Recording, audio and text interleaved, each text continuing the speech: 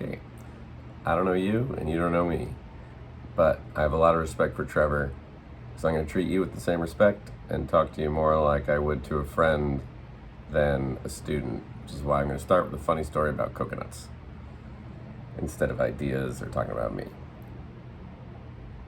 If you've ever seen the film Monty Python and the Holy Grail, throughout it, they are walking around instead of horses, clicking two coconuts together like hooves, which is hilarious and led to the great, very quotable opening scene of the film. But it happened because they didn't have enough money for horses.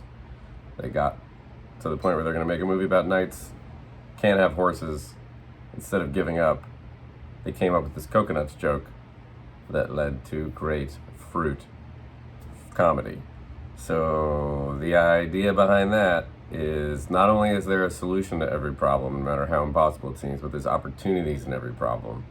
And if you're at that stuck point, keep thinking in an infinite possible kind of way without any rules about what can and can't happen, and you might find not just a solution to the problem, but something that leads to other opportunities for your story.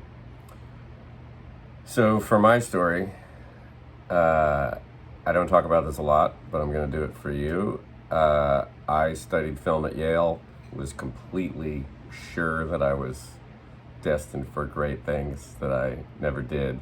And the reason was I never did that first thing, the kind of thing that you're working on now. So I worked for a great production company, I worked at a film studio, but I had not done that one not so good thing that you can then move on from and say, I've done it and now I know how production works. And it just built up bigger and bigger in my head as an idea.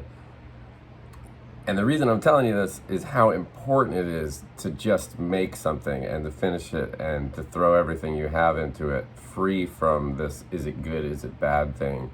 I'll get to the fundamentals of how to get out of that throughout this. This was 20 years ago I'm talking about now. I've spent the last 10 years untangling my own brain and trying to solve this so I can help other people with it. And I'm going to try to do a really condensed thing for you because I know you guys are working on your projects and time is precious. But everything is truly worth finishing and putting the love into it. And you're going to have to overcome a lot of obstacles.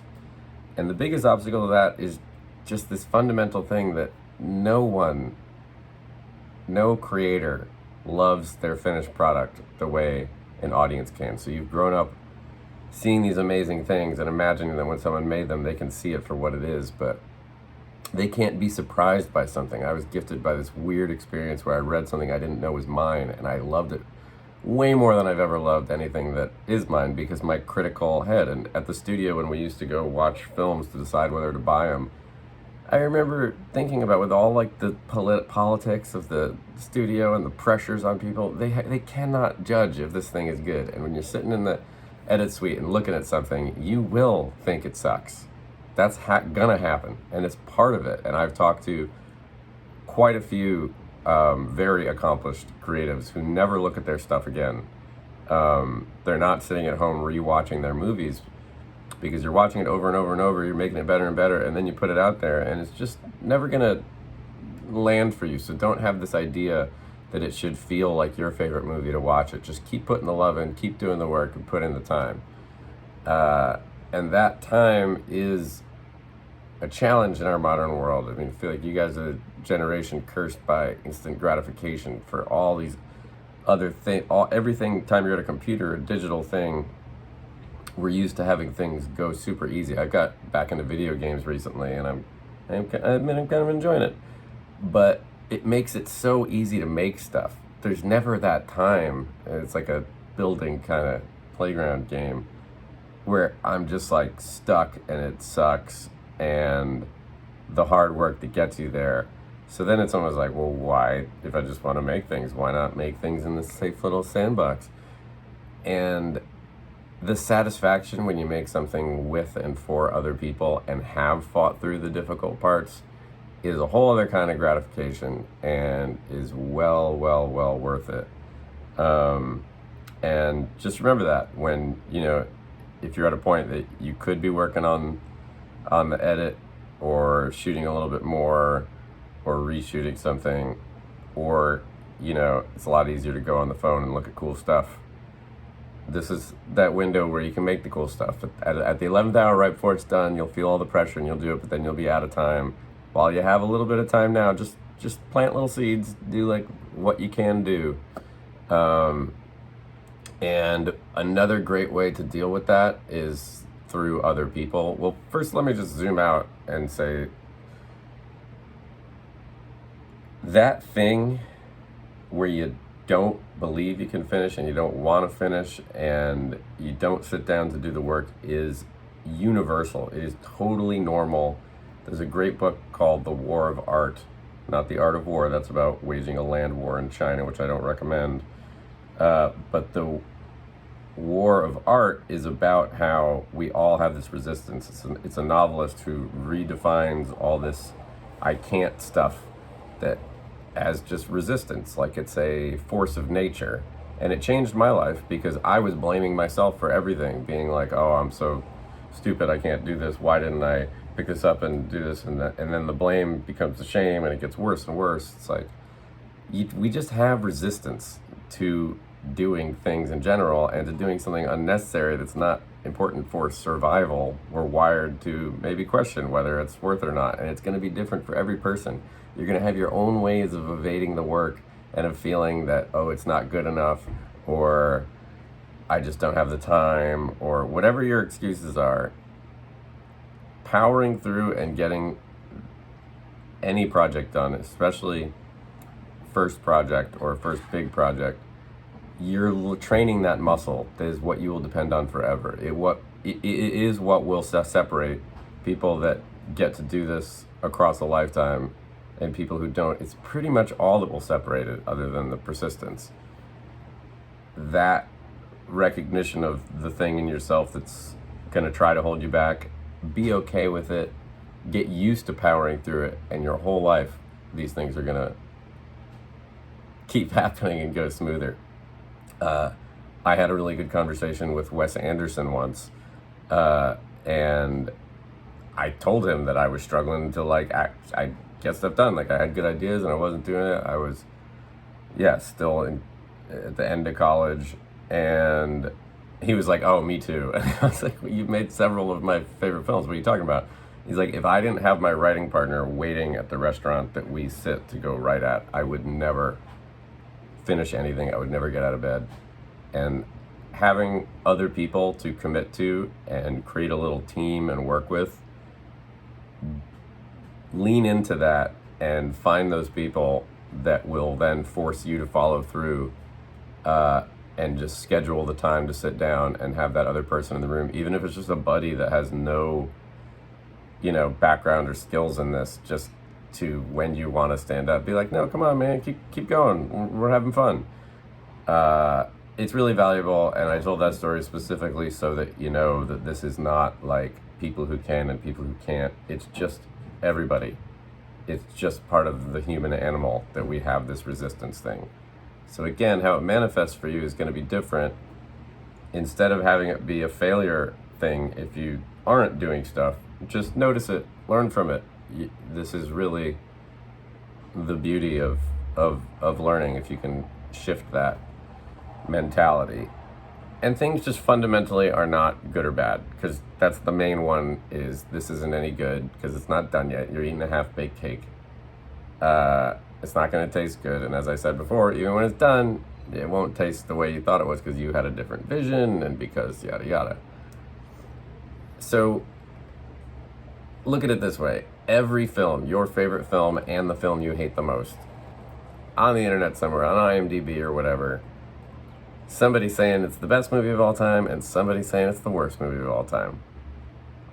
Every single movie. It's just a subjective form. So that should lead to freedom, that you can just make it your good. Now, is there good or bad within this? Of course, I've spent a long time thinking really hard about this, and fundamentally, it's just whether it's engaging or not. Does it hook you? does it keep you and hold you? So what makes something engaging? I'll give you the crashest course I can in those 10 years that I spent obsessing over this.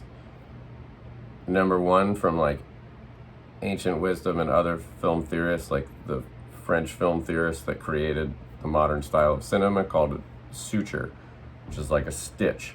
Like, how are you stitched into the film? This is the same as Aristotle and Greek tragedians talking about pathos, which is like this moment in the beginning where you have pity for something awful happening to somebody else, and it hooks us in. You think about every story, you're either not in it, or there's a moment that you're like, oh, it's brain chemistry stuff. So your story is going to have this moment that crosses over from why should I care to usually it's like a what if this was me scenario. And if you're looking at the thing and it's not working, you want to get to that moment in a way that's set up that it's going to work on a human level, that anybody watching it will have this, oh yeah, what if that was me? And there's like little foundations that are going to be completely unique to your thing that maybe you can bolster or take away some noise, some static from the music, so that that feeling comes through clearer. That everything else will follow if you get people engaged on that human level.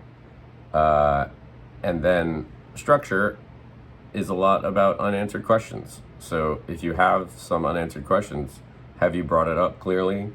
Do they get answered? Can you make that more satisfying, or use them more, or create more questions? I mean, this is more of writing stuff, but editing stuff is also very important for this. You can look at this and say, what could or would the unanswered questions be? Where are they? It's like trace a little map of them in your head. In terms of it being any good, in terms of value, another heroes who I met were the Coen brothers, and I asked them about like all this theory stuff and like interpretations of meaning and films, and if they plan that stuff out, like if they think about it. And they were both definitive that what they try to do is just draw from real life. And when you draw from real life, that's the mind that you are a miner of. And beware that if you're making like a detective story and you haven't been a detective, you're drawing from a lot of fiction, so you might just be fiction imitating fiction. It's just like a, it's like the AI hallucination of creative life. So as much as you can draw from your own life, and just what you truly know to be true and what you struggle with and what's funny to you, it takes like a real trust to not be imitative in that sense, and to we all want things to be loved by everybody, but the universal comes from the personal. If you try to make it universal and it's about like the everyman, it just feels like it's about nobody. But when it's about something super true to you, somebody who has no experience with your unique little world will be like, oh wow, I've never had a window into this world. And somebody who is from that world will be like, oh my God, somebody's finally talking about this thing. So have trust in the personal. It pays off. It's what we resonate with.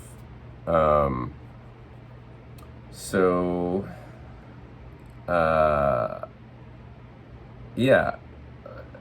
Then my personal sense of a judgment on what a good film or anything is like, is what it set out to be. If you look at two very, very different films, if one of them had been handled by the other director in their way, it could have been garbage. But what were they intending to do? And only you know this. And the cool thing about it is you probably don't even entirely know what you're setting out to do. You have a vision, but you don't really know why. If it just feels right. So then when you have moments of creative confusion and you have to guide that vision, ask yourself if it feels right, and trust. You just trust even in the unknown in yourself. And if it's like it's blue or red and there's really not a clear right answer, go with the one that works for you, and you're going to learn from that. That's another muscle that you're going to learn to trust in, is these judgments. And if you can build that up at the difficult times, you're going to have that muscle stronger with every next thing you make.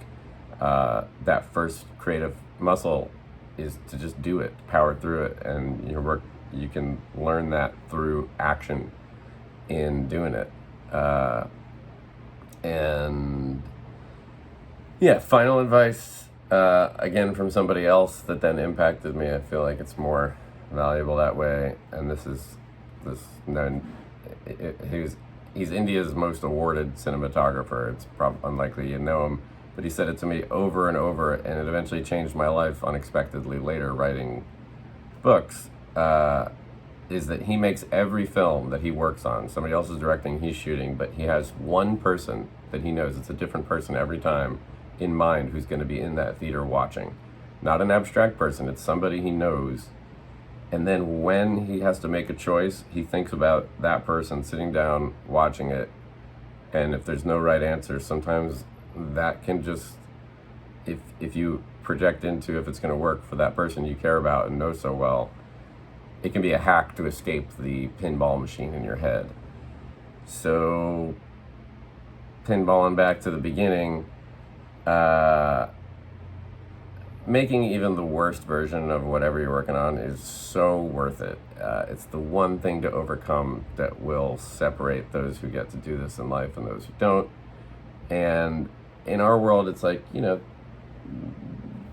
making stuff is increasingly for everybody, and it doesn't even have to be any life track or career path, and it doesn't have to be good or bad. There's so many things that you learn from in life that you look back and you're in a situation that you're like, oh wow, I actually know how to do this because that was the hard thing that I learned how to do in this. Or you end up working in music just because you had the experience, you fell in love with music editing and in the process of this. Just everything that's hard, push through it because you're going to learn from it, and at absolute minimum you're training that muscle.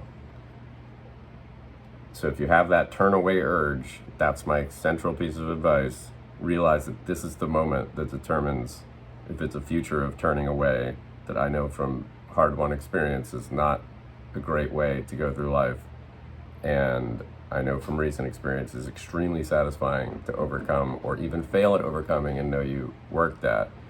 And at worst, you have something you're going to look fondly on and laugh about, which is the most common thing when we look back. Even the worst things, we're not generally ashamed. We're like, wow, I really went for it there. And that's the attitude you want to take.